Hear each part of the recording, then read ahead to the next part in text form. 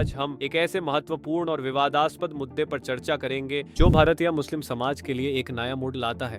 बात करेंगे वक्फ बोर्ड पर आए नए कानून के बारे में।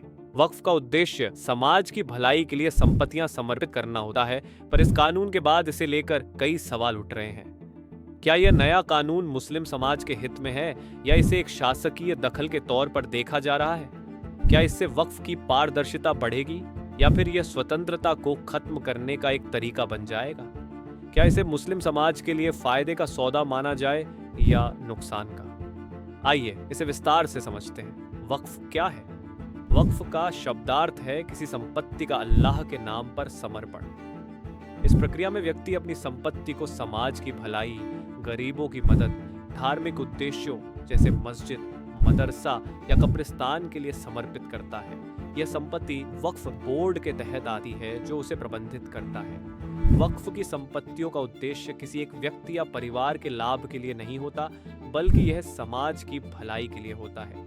भारत में वक्फ संपत्तियों की संख्या बहुत बड़ी है और इन संपत्तियों को सही तरीके से प्रबंधित किया जाना चाहिए ताकि उनका सही उपयोग हो सके। नया कानून क्या है? भारतीय सरकार ने वक्फ संपत्तियों के प्रबंधन और उनके पंजीकरण के लिए एक नया कानून लागू किया है। इस कानून के तहत सभी वक्फ संपत्तियों का रजिस्ट्रेशन अब ऑनलाइन पोर्टल पर अनिवार्य कर दिया गया है। अब हर वक्फ संपत्ति का नाम, उद्देश्य, मालिक, उपयोग और उसकी वर्तमान स्थिति का रिकॉर्ड डिजिटल रूप से रखा जाएगा। इसके अलावा वक्फ बोर्ड के फैसलों के खिलाफ सरकार के अधिकारियों द्वारा अपील की जा सकेगी। यह व्यवस्था वक्फ संपत्तियों के अधिकारों और प्रबंधन में पारदर्शिता लाने के उद्देश्य से लागू की गई है। इस कानून का मुख्य उद्देश्य यह सुनिश्चित करना है कि वक्फ संपत्तियों का सही तरीके से प्रबंधन किया जाए और उनका उपयोग समाज के कल्याण के लिए किया जाए। हालांकि यह कदम कई तरह के विवादों और चिंताओं को जन्म दे रहा है, खासकर धार्मिक स्वतंत्रता के मामले में। नया कानून, फायदे और नुकसान। जैसा कि पहले बताया गया है, वक्फ संपत्तियों का सही तरीके से प्रबंधन बहुत जरूरी है ताकि उनका उपयोग केवल गरीबों और जरूरतमंदों की भलाई के लिए हो। इस नए कानून के कुछ स्पष्ट फायदे हैं, लेकिन साथ ही कुछ संभावित नुकसान भी हैं। आइए इन दोनों पक्षों को विस्तार से समझते हैं। फायदे: 1.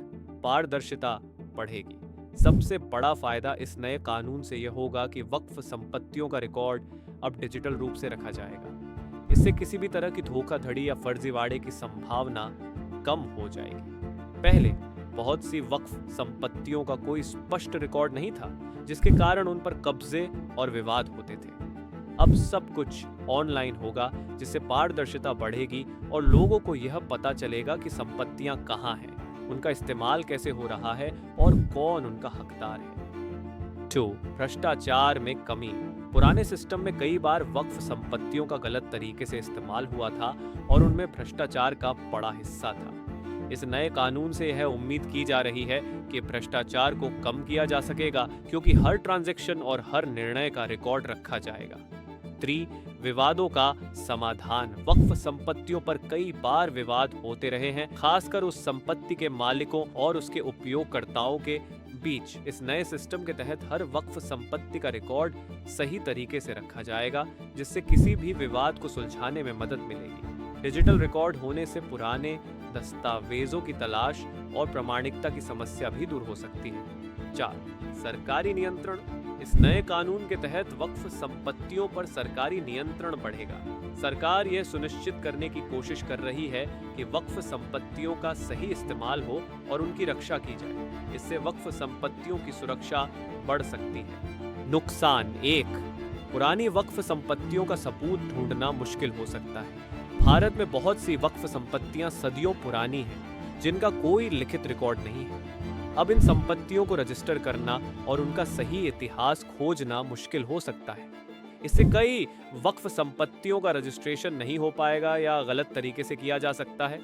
इसके कारण समाज में गलतफहमियां और विवाद उत्पन्न हो सकते हैं। 2. सरकारी दखलंदाजी। कई लोग इस नए कानून को सरकार के हस्तक्षेप के रूप में देख रहे हैं। उनका कहना है कि वक्फ संपत्तियां एक धार्मिक ट्रस्ट होती हैं और सरकार का उसमें इतना दखल देना उचित नहीं है। इस दखल से धार्मिक स्वतंत्रता पर सवाल उठ सकते हैं और समाज के कुछ हिस्सों में असंतोष पैदा हो सकता है। 3.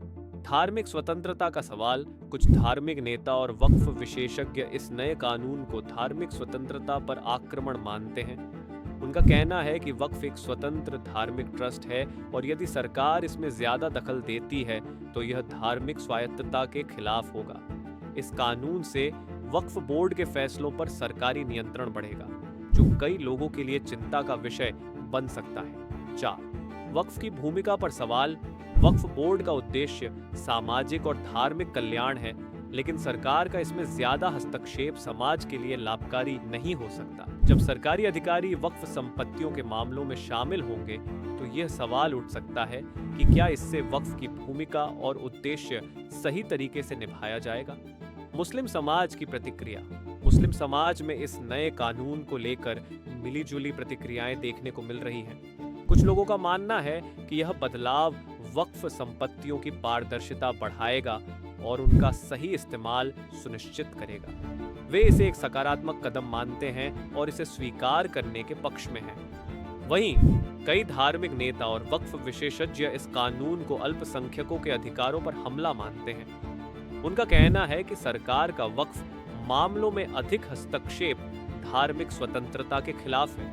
वे यह भी मानते हैं कि पुराने वक्फ रिकॉर्ड के साथ समस्याएं हो सकती है और इस कानून के कारण असंख्य विवाद उत्पन्न हो सकते हैं। क्या यह कानूनी रूप से सही है? ये सवाल भी उठता है कि क्या यह कानून संविधान के तहत ठीक है?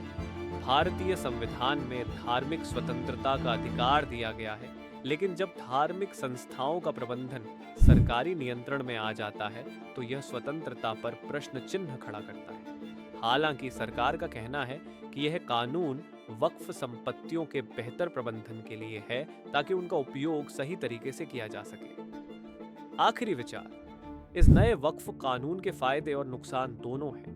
पारदर्शिता बढ़ने से भ्रष्टाचार में कमी आ सकती है, लेकिन सरकारी दखलंदाजी और धार्मिक स्वतंत्रता पर सवाल भी उठ सकते हैं। इस कानून के बारे में मुस्लिम समाज में अलग अलग विचार हैं। कुछ लोग इसे सकारात्मक मानते हैं, जबकि अन्य इसे सरकारी हस्तक्षेप के रूप में देख रहे हैं। क्या यह नया कानून समाज के कल्याण के लिए है या यह किसी बड़े बदलाव की शुरुआत है? क्या इसे लागू करने से वक्फ के उद्देश्य और धार्मिक स्वतंत्रता पर असर पड़ेगा? इसका जवाब हर किसी के लिए अलग हो सकता है। अब यह देखना होगा कि सरकार इस कानून को लागू करते हुए मुस्लिम समाज के हितों को कैसे संतुलित करती है। ये तो था हमारा आज का विश्लेषण वक्फ बोर्ड पर आए नए कानून के बारे में। आपको इस कानून के बारे में क्या लगता है? क्या यह मुस्लिम समाज के लिए फायदेमंद है या इससे सिर्फ सरकारी दखल बढ़ेगा? हमें अपनी राय कमेंट करके जरूर बताएं। अगर आपको यह वीडियो जानकारीपूर्ण लगा हो तो लाइक करें, शेयर करें और ट्रेंडिंग ज्ञान को सब्सक्राइब करना न भूलें, जहां हम हर मुद्दे को समझने की कोशिश करते हैं।